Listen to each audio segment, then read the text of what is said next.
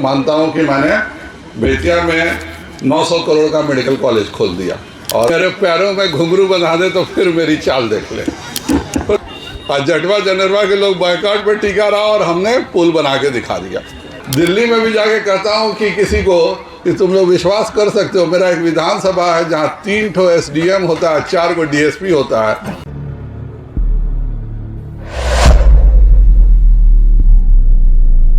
जी मोहम्मद नूरैन जी और यहाँ उपस्थित सभी साथियों, मैं अखलाक साहब की बात कभी नहीं टालता हूँ और इसलिए नहीं टालता हूँ क्योंकि कोई व्यक्ति पढ़ लिख करके नॉर्मली इतना बड़ा हो जाता है कि फिर वो अपने गांव की तरफ झांकता भी नहीं है। लेकिन अखलाक साहब ने वापस आकर के सिकरहना ITI का जो निर्माण किया और उसके तहत पिछले 15 साल से यहाँ के बच्चे हुनर सीख रहे हैं और उस हुनर के कारण हिंदुस्तान और दुनिया के दूसरे देशों में भी जाके नौकरी पा रहे हैं। इसलिए मैं अखलाक साहब का शुक्रिया भी अदा करता हूँ और इसलिए मैं इनकी बात ना भी नहीं करता हूँ, क्योंकि हम लोग पढ़ लिख के बड़े हो गए ये कोई बड़ी बात नहीं होती है, लेकिन पढ़ लिख करके आप समाज को वापस कुछ करते हैं ये बड़ी बात है। मैं भी अपने जीवन की जो सबसे बड़ी उपलब्धि मानता हूँ, यही मानता हूँ कि मैंने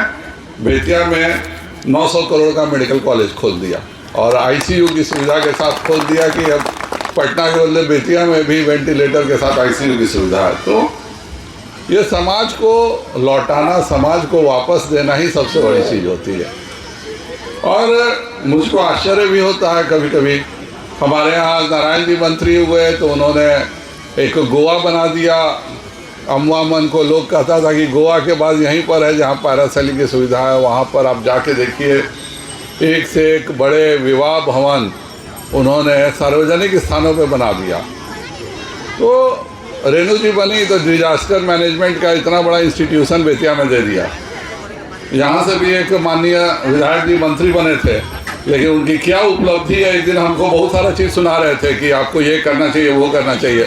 हम कहे कि हम तो साधारण सांसद हैं, आप तो बिहार सरकार के मंत्री बने और आपके आका जो थे वो सड़क के मंत्री वही थे, गांव के मंत्री वही थे, शहर के मंत्री वही थे, स्वास्थ्य के मंत्री वही थे। फिर अपना 1.5 साल का एक तो उपलब्धि बता देते कि मेरा एक ये निशानी है जो मैं मंत्री के रूप में लेके आया हूँ, तब मैं आपकी बात को मानता। मैं इस बात को इसलिए कह रहा हूँ क्योंकि अभी अशोक पांडे जी ने कहा कि जटवा में संजय जायसवाल जी पुल बनाए, उसके बाद वोट नहीं मिला। तो यह सच नहीं है।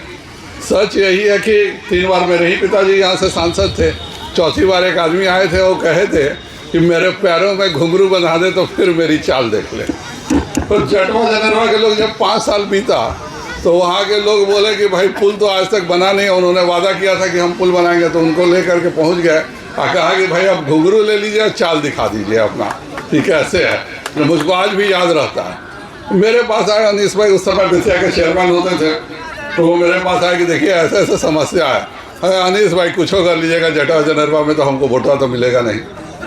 अगर वो लोग बाइकाट का वादा किया है तो कहिए कि वो लोग अपने बाइकाट पे टिका रहे, अगर वो लोग वोट नहीं देगा तो मैं वादा करता हूँ कि मैं पुल बना दूंगा।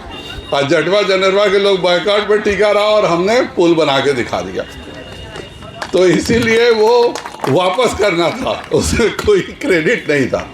और पिछले 10 सालों से मैं एक और पुल बनाना चाह रहा था। जब मैं प्रपोजल दूँ, चूँकि मैं केंद्र सरकार की नुमाइंदगी करता हूँ, बिहार सरकार की तो करता नहीं हूँ, तब यहाँ से रोक लग जाती थी कि नहीं ऐसे नहीं होना चाहिए, यहाँ होना चाहिए, आप में बनाने की क्षमता नहीं है और मैं बनवा रहा हूँ तो आप हमको रोके रहे।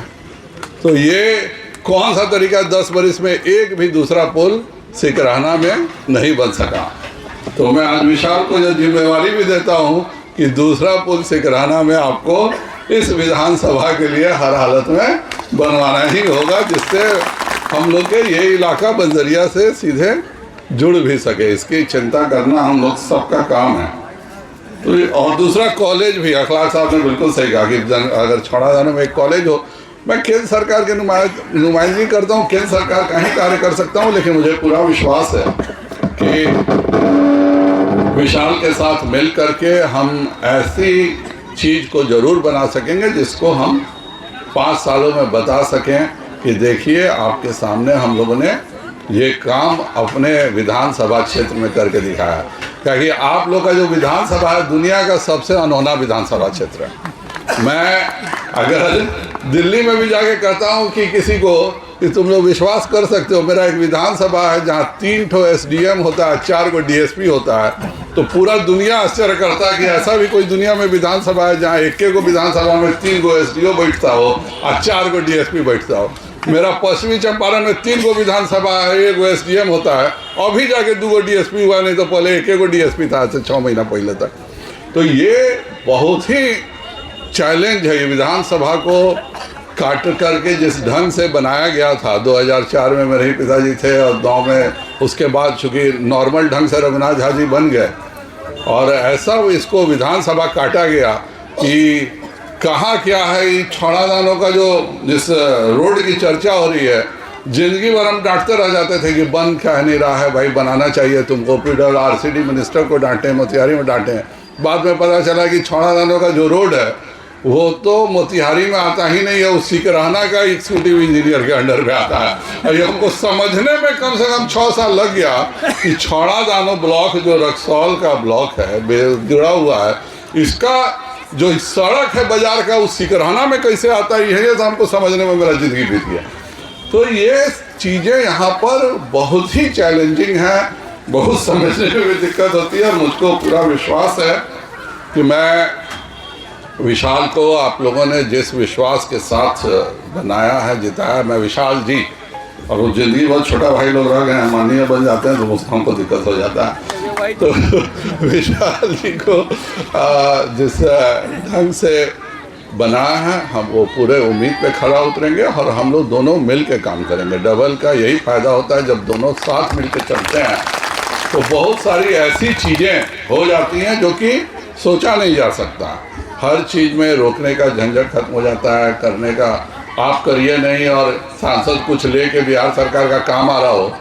तो ये छौड़ादानों का सड़क टेंडर कैंसिल नहीं हुआ था, उसको एक साजिश के तहत एक ज़बरदस्ती खोज बिड़ा करके कैंसिल किया गया कि भाई ये संजय जायसवाल सड़क लाया है तो संजय जायसवाल को क्रेडिट मिल जाएगा, इसीलिए इसको बनने नहीं देना। तो जो नहीं बनने देना चाहते थे वो अब रहे ही नहीं, वही खुद नहीं बन पाए, दूसरे को रोकते रोकते। तो ऐसा ही होता है, कहावत पुराना ही है ना कि दूसरे के लिए गड्ढा खोदिएगा तो सबसे पहले आप ही गिरिएगा उसमें। तो वही कहावत का नमूना हम लोग इसको देखे हैं। तो आप सबसे, तो आप सबको बहुत बहुत धन्यवाद है, आप लोग इतने देर से बैठे हुए हैं। आज ज़्यादा कुछ कहने का दिन नहीं है, आज विशाल जी बने हैं, लेकिन मैं इस बात पर पूरा यकीन रखता हूं कि जैसे मेरा कोई काम नहीं है, हम 2009 में डॉक्टरी छोड़ दिए और अपने मर्जी से राजनीति में आए। जब राजनीति में नहीं थे तो हमको प्रतिदिन 1 लाख रुपया कमाने में कोई दिक्कत था वहाँ नहीं, आराम से कमा लेते थे। लेकिन हम अपने मर्जी से छोड़ के आए तो हमेशा हम सोचते हैं कि जीवन में कुछ ऐसा करके चले जाएं कि लोग याद रखें आपको। तो ऐसे हम कितना सुन करके भी हम छौड़ादानों से आज आप लोगों को पटना पहुंचा रहे हैं, उसके लिए हमको रक्सौल और सुगौली में कितना झेलना पड़ा हम ही जानते हैं। लेकिन हमको था कि नहीं भाई, आदापुर और छौड़ादानों के लोगों को भी सीधे पटना पहुंचने का ट्रेन से हक होना चाहिए, और इसको मैं हर हालत में करवाऊंगा। उसी प्रकार अभी एक बेतिया से पटना का 2 घंटे में पहुंचने वाला एक्सप्रेसवे निकला। रक्सौल से भी पटना के लिए एक्सप्रेसवे जा रहा था, वो हल्दिया तक के लिए। हम भिड़ करके 1.5 साल हमको लगा है समझाने में कि नहीं, अब हमको दूसरा नहीं चाहिए, हमको सीधे आप दीजिए हल्दिया का, जो कि आदापुर छौड़ादानों से जाए। जो हमारे सुगौली के लोग हैं वो तो बगल में ही बेतिया पटना एक्सप्रेसवे जब निकल ही रहा है तो छपा चौक पार कीजिएगा, पटना सीधे निकल जाइएगा, अयो हम 4 लेन बनवाइए देंगे। तो कम से कम इधर के लोग भी एक्सप्रेसवे से जाएं, और 2.5 से घंटा में अगर एक्सप्रेसवे बन जाएगा तो जहाँ पे भी क्रॉस करेगा आराम से आप लोग 2.5 घंटा में पहुँच जाइएगा, पटना भी पहुँच जाइएगा, और 5 घंटा में झारखंड भी पहुँच जाइएगा।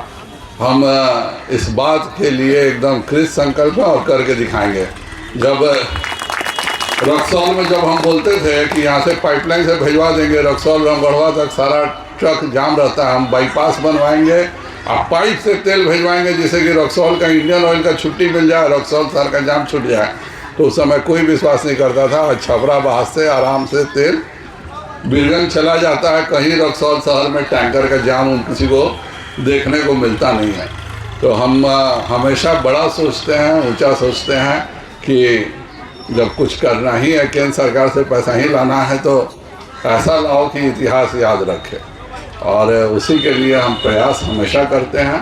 हमको पूरा विश्वास है कि विशाल के नेतृत्व में हम एक नया इस विधानसभा में ऐसा उपलब्धि दिखाएंगे। आज तक कोई ऐसा बिहार सरकार का उपलब्धि नहीं है जिसको हम लोग शान से बोल सकें, जबकि दो बार सरकार में रहे जो साहब थे।